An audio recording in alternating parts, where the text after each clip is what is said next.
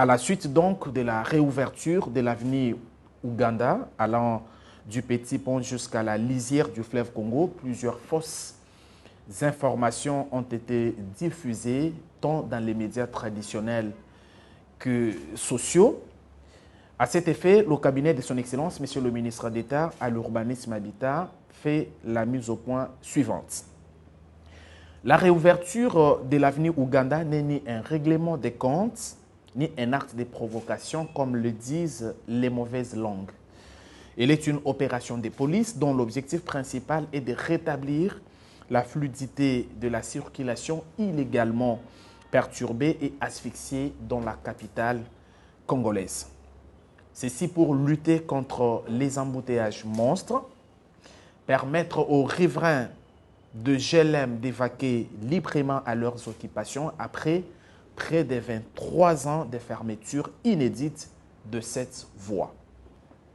Conscient que l'érection de ce mur a causé beaucoup de préjudices aux citoyens depuis plusieurs années et qu'il s'agissait d'une erreur à rectifier, l'État congolais avait décidé de mener cette opération dans la discrétion la plus totale. Fort malheureusement, ce sont des gens sans respect du peuple congolais, ni maîtrise du dossier qui, dans l'ignorance la plus totale, vont amener caméras et journalistes pour induire la population en erreur.